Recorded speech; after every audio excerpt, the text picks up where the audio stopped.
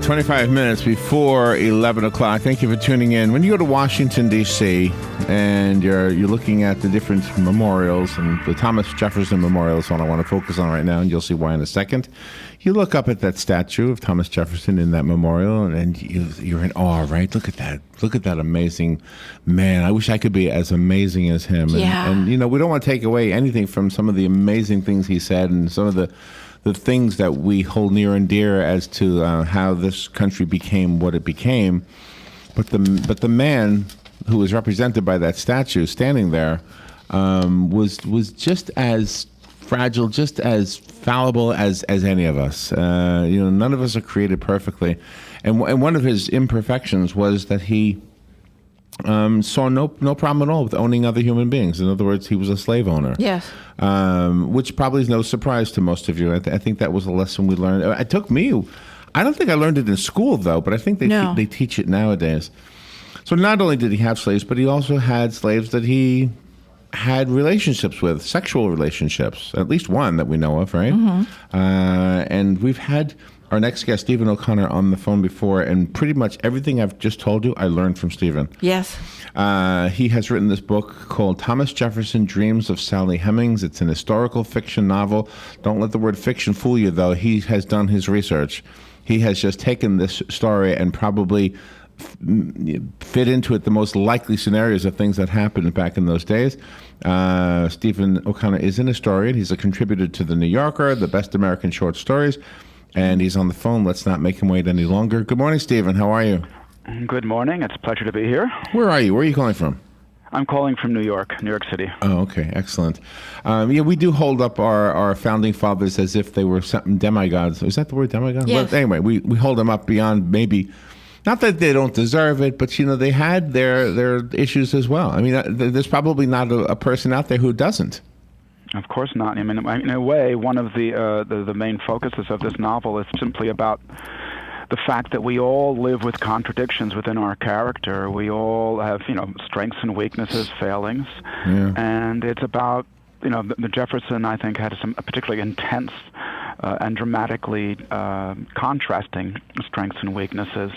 But, his struggle to make sense of himself, and our struggle to make sense of him, are very similar to the struggles we all have, in regard to ourselves, our friends, our mates, everything. Yeah. So, to some extent, the book is about that as well. The word dreams in the title, does it apply to Thomas Jefferson or to Sally Hemings? Is he dreaming of her, or are we learning about the dreams of her? If you understand my question. Yes. Well, at one point in the book, Sally Hemings says of Thomas Jefferson that he's a dreamer who doesn't know he's dreaming. And in fact, there is a dream that runs all the way through the novel. Perhaps I should say right here at the beginning that the novel is a mix of straight-ahead realism, but also there are surrealistic interludes as well as some essays and purely factual historical material that come, and quotations from documents from that era. So it's a mix of different things. But in any event, one of the sort of more surreal bits is this dream that Jefferson is having about Hemings. And he imagines that she is making the notes towards this invention, which starts out seeming like a railroad and gradually expands until sort of a flying machine, and then eventually flying over the countryside, then it becomes the countryside, and eventually it becomes the whole world, and a world in which Jefferson has no part and makes no sense. And to some extent, what that dream was expressing is something that I hope is also happening under the surface in the novel, which is the sense that the world is moving toward a time in which all the layers of privilege and the moral and social structures and beliefs that allowed Jefferson and many people like him to do things that now would seem unconscionable. Yeah. That there's transformation. And we enter a world where people who once did not have power have more power. I mean, I think we're only on the way there, but the book is expressing the hope that progress will continue. Did Sally Hemings have an education? Did she know how to read and write? Well, nobody knows very much about Sally Hemings. There's almost nothing in the historical record about her. There are a number of documents that refer to her, written by people who knew her, but it amounts to less than 1,000 words. All of those references added together. Was she the child of another white slave owner and another slave? She was the child of John Wales and Betty Hemings. Betty was an enslaved woman on John Wales's plantation. John Wales was Martha Jefferson's father. So Sally Hemings and Martha Jefferson were half sisters, which right there points out something really quite shocking to us, that that Sally Hemings could be enslaved to her sister. I mean, just imagine if you were the slave of your brother or sister. That is kind of weird. Right, Yeah. It is, but it shows you something. How very differently people saw the world in that era. And Can I ask a question that I hope it's not insensitive? But when a woman is a slave and she's also the sexual desire of the slave owner, is the sex that happens rape, or do they wait until, like, does Thomas Jefferson wait until she's okay, I'm ready, Thomas? I don't mean to make light of it, but I've often wondered. I mean, was he raping her, or what? Well, that's a very complicated question, and there are people who hold, and I think that this makes a lot of sense, that there could be no consent within slavery, and so all sexual action is compulsory. That said, human beings are very complicated people, and human beings are very complicated, rather, and we have many ways of dealing with adversity, and we have many ways of living with the intolerable.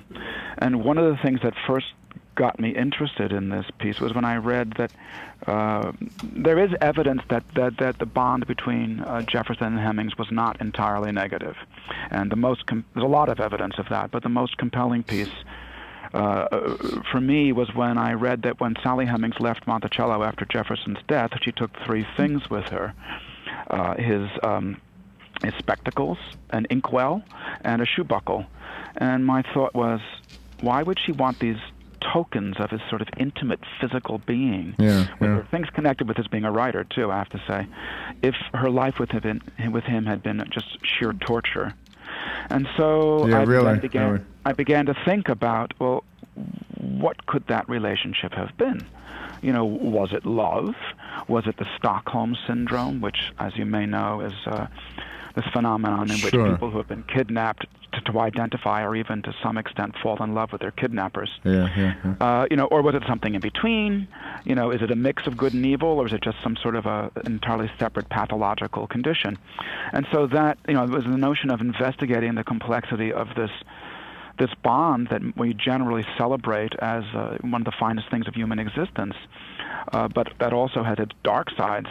It was the idea that I could explore that in this book that was part of my inspiration. So what happens between Jefferson and Hemings is very, very complicated. It's not clearly... So you had to handle it in a complicated way then, right? Yes, absolutely. I mean, one of the things I'm trying to do is show the way in which opposites can exist within our minds and hearts and within the world in which we live simultaneously. That that our ideas about the way the world is do not necessarily correspond with the world being the way it is. And that, of course, that's another meaning of the word dreams. I mean, the dreamer is someone who thinks he's living in a real world, but it's not the real world. But you also bring across to the reader the reflecting time from Jefferson. Like, he was kind of removed from this life, and he was able to observe what happened, and then he had second thoughts because he thought about the statement, all men are created equal, but not really. Well, one of the things that's actually very strange about Jefferson, and one of the great paradoxes that I wanted to explore, is that although he never called himself an abolitionist, he was an abolitionist for much of his life. He thought that slavery was really wrong, and he wrote eloquently about the evils of slavery, including in the first draft of the Declaration of Independence. There's a very strong condemnation of slavery that Benjamin Franklin crossed out because he thought it would be objectionable to the the representatives from the southern colonies. But all the way through his life, he tried to outlaw slavery in all the states that would be added to the Union after the original 13. He tried to outlaw it in Virginia. When he was president, he passed a law on the very first day that it was constitutionally possible. He passed a law that called for the prohibition of the importation of slaves. So he's a complicated guy. He did know that slavery was wrong, and he did believe it, and he believed it with passion, and he worked to end it. At the same time, he allowed himself to go along with this institution that was horrific, and it's really, it's sort of a puzzle as to why he did that and how he could do that and still think of himself as a decent human being. Slaves were identified, or people who would be slaves were identified simply because they were black, right? In her case, she was not as black as others because she was half and half, right? Yes. No, she was 3/4 white, and in fact, 3/4 white. Okay. 3/4, and the only description that we have of her by someone who actually saw her says she was mighty near white with long, straight hair. So how did she? So how did society work at that time? And did the other slaves treat her differently? Well, of course, nobody really knows what happened. I think that the fact that that she was mighty near white, but also, more significantly, that she was the half sister of her mistress, really? Is an illustration of the barbaric absurdity of slavery and all the definitions of rape that it depended on. Yeah. Jefferson himself, at that time, there's a point at which I can't remember now. I think if you at some point it was sort of codified that if you were 1/32nd, of really? African, you were considered black. But at Jefferson's time, Jefferson was asked by someone who wrote to him, if there are if a black family marries with white people over a period of generations, at what point do their children become white? And Jefferson, I can't remember the exact mathematics of this, but essentially what he ended up saying was that they would become white, after a certain number of generations, which was exactly the number of generations that his children with Sally Hemings would have fallen into. The privilege that you're implying right there, or not implying, in those days, there was no implication. It was privilege to be white back in those days, and it still is. And I was going to say that it hasn't gone away, maybe somewhat, but not completely, and it's more subtle now, or it's not legal, but it happens. Yes. Yeah. There are really big differences. There has been real progress, but we still have a very long way to go. Yeah. Let's take a little break, and we'll be right back. This is always fascinating. I'm trying to do my best to put the picture of the book here on the video feed. There it is, right there. Okay. Thomas Jefferson, Dreams of Sally Hemings is the book we're talking about. Big, thick, heavy book. It's already spoken for. It's a wonderful book. Tom Schmitz, who does an afternoon show here, is a history professor. And so when he saw the title, it was a no-brainer. We said, well, because usually we give the books away, Stephen, to the listeners. Mm-hmm. But in this case, we're going to give your book to him. So we will take a little break, and we will be right back. The weather is brought to you by myfwc.com. Safe boating is no accident. Wednesday, more sunshine than clouds, high 74 to 79. Wednesday night, partly cloudy with a shower in spots late, low 59 to 64. Thursday, partial sunshine with a passing shower. Quite breezy with a high of 80 to 84. Nice on Friday with lots of sun and a high of 81 to 85. From the Florida Weather Center, I'm meteorologist Steve Travis. The sound of the bat cracking, the crowd cheering, the smell of overpriced but tasty hot dogs, the memories that will last a lifetime of your first baseball game with little Johnny. Your team wins. It was a great night until you get home. It's 9 p.m. and your wife says you have no water. We have no water. What do you do? What do you do? Rule number 1, don't panic. Remain calm. Okay, that's 2 rules. We don't have time for jokes, funny man. Okay, think back. On the way home, you heard a radio commercial. Mike's Got Plumbing. If water runs through it, we do it. Eureka. You saved the day. You remembered that Mike Scott Plumbing doesn't charge extra for nights, weekends, or holidays. You are a genius. Hey, Mr. Genius, did you remember the phone number? Of course you did. Remember, you're a genius. 352-237-2888. Because at Mike Scott Plumbing, if water runs through it, We do it, even if water's not running through it at this particular moment. Mike Scott Plumbing. This is James Snyder, inviting you to join me each Sunday morning at 9:30 for Sunday Joy on 1370 AM, 96.3 FM. You've got a garden and we've got a show for you called You've Got a Garden with your host, Master Gardener Carol Ann Baldwin. Carol Ann answers your questions about your flowers, your veggies, your grass, your trees, even questions about your bugs. And she's only on WOCA, so don't miss Carol Ann Baldwin and You've Got a Garden each Tuesday from 9 a.m. to 10 a.m. right here on WOCA The Source.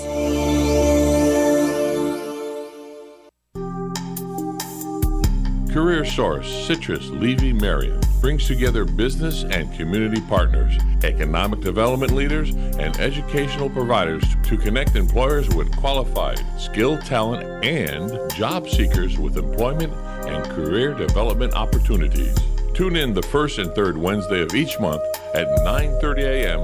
to Career Source Citrus Levy Marion and learn how they can help you. All right, 8 minutes actually before 11 o'clock. I found something in the book I wanted to ask Stephen about. Stephen O'Connor is our guest. His book is called Thomas Jefferson, Dreams of Sally Hemings. It's an historical fiction novel. And there was a letter in here toward the end of the book by Madison Hemings. That would be his son, right? Right. Is that an actual letter, or is that? It's actually a quotation from an interview that was transcribed in the first person that was done with him in a newspaper. I can't remember now where it was, but in any event, those are his words talking about his father and mother and the world that he grew up in at Monticello. And it sounded like he was basically saying Thomas Jefferson was a good dad and had generally nice things to say. And the one thing that struck me the best, I guess, just to confirm that the man wasn't a horrendous guy. It says he was not in the habit of showing partiality or fatherly affection to us children. We were the only children of his by a slave woman. He was affectionate toward his white grandchildren, of whom he had 14, 12 of whom lived to manhood and womanhood. Mm-hmm. So he didn't, and if you think about what Madison Hemings' life must have been, Madison wasn't a slave, right? Weren't the children all freed? The children were all freed, yes, at age 21. Madison and his younger brother, Eston, were freed in Jefferson's will, and then they went to live with their mother, Sally Hemings, in Charlottesville in a house there. And interestingly, when in the 1830 census, they were all counted as being white people. And then in the 1833 census, which was seeking to, sort of get a sense of the racial population in Virginia, they were listed as free mulattoes.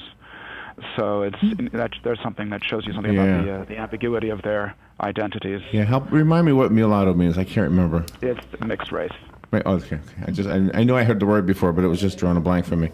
Sure. You bring the present into light in your book also. Mm-hmm. And yes, in many ways, of course, my Thomas Jefferson lives both in the 18th and 19th century and in the 21st century. But I do also hope that this book has lots of implications in terms of the present. I mean, I'm hoping that it will, Well, it does. I think about things. Okay, and if I'm just one person and if I'm representing the other people who've looked at the book, I mean, it really does. It really does make you think about the world we live in today. Mm-hmm. Well, that's great. That's exactly what I wanted it to do. I mean, do you know, we have where you're talking to, the city we live in is in Ocala, Florida. At one time was just like the whole South was segregated, and we have a beautiful park here on the river called Silver Springs, and it wasn't. I mean, in the lifetimes of people who are still here right now, the black folks could not go to Silver Springs. They had their own park. It was a beautiful park, from what I understand. It was called Paradise. Yes, Paradise Park. But the white people went to one park and the black people went to the other park. It's a mirror image of each other. Yeah. Right. I mean, of course, this is something that's true of certainly of the South, but of all of America. I mean, To this day, there are. You're in New York. I'm in New York, and and there are ways in which New York City is perhaps one of the most segregated cities in the country. Oh yeah. I mean, partly just because it's an economic thing that there are wealth neighborhoods where you have to have an awful lot of money to live, in neighborhoods where well, you don't, but that is to a very large extent a heritage of this terrible time. Right, and even though slavery was abolished up there before it was down here, when I grew up on Long Island, and I've told the story before, and if I'm saying something, and you probably as a historian know this story better than I do, but Robert Moses, I believe, there was a guy up there, and he ordered these bridges to be built so that the buses couldn't get to the beaches, that you had to take a car to get to. Have you ever heard the story? I didn't know that, but that's very interesting. Wow. and so the buses would be for the poor people, and the poor people were basically the black people. And in other words, a long way around getting to say that he was trying to prevent black people from going to the beaches. Right. Yeah. But that's of course that this kind of thing happened all the way in our society. And one of the things that I certainly did as I was writing this book is as a white male, I had to think a lot about my own ignorance about the various prejudices that I had grown up with, and I wanted very much to render this world that I was writing about and the people in it in as accurate a way as I possibly could. And so I had to constantly think about that. And it's all of this stuff is pervasive in our society. What I appreciate about the way you handled it, though, is this way. And I'm just going to tell you, because it's been a long time since I was in junior high school. But I remember a junior high school teacher of ours telling us, she was very not a big Thomas Jefferson fan. She said Thomas Jefferson was a slave owner. We shouldn't be holding him up. And I remember this. And I remember thinking, oh, come on. We always learned that he was a founding father. So I was kind of in my little, however you are, 14, 13-year-old mind thinking I'm not going to pay much attention to her. But she was telling the truth. But at the same time, I like the way you handled it better, because basically what she didn't do was tell us, she told us basically, he was a bad guy, period. Other history says he was a good guy, period. What I like is the fact that you pointed out that he was okay. He had his problems, and I don't know if he fell in love. Did he fall in love with Sally, or was she just a sexual partner? Well, of course, nobody knows the truth about this. In my novel, one of the things that actually, let me take a step back. One of the things that my novel is doing is trying to sort of examine the whole idea of love and what is love. Yeah, really. Because very often we can tell ourselves that we're in love, and we're not. Very often people who, this happens all the time. You see it in the news. There'll be people, they often seem to be kind of crazy, but who claim to love, someone desperately, so desperately that they will do terrible things with that person. Is that love? Yeah, exactly. Yeah. So, but in any event, Jefferson has a very strong bond with the Hemings. There's tenderness in it, but there's also, as she says, there's a cold precinct in his heart. And I sort of want to step back a little bit, because what I think is so interesting about Jefferson is that I don't think he's either all evil or all good, or even a mixture of the two. One of the things that's so interesting to me is that the really awful aspects of his character exist side by side with the sort of the brilliant and courageous aspects of his character. Wow, and I don't think that one outshines the other. That does come across in the book. You said it so well. Stephen O'Connor, the book again is called Thomas Jefferson Dreams of Sally Hemings. Hemings is with one M, by the way. StephenO'Connor.net is the website, and the book is everywhere. It's outstanding. Stephen, thank you for being on the air with us today. Well, it was a pleasure. Thank you very much. All right, we'll be right back. Broadcasting from the Paddock Mall Studios, this is WOCA, Ocala, Gainesville, The Villages, 1370 AM, 96.3 FM, The Source. Fox News Radio, I'm Lillian Wu. After upset wins in Wisconsin by Ted Cruz and Bernie Sanders, Unbound delegates could play a key role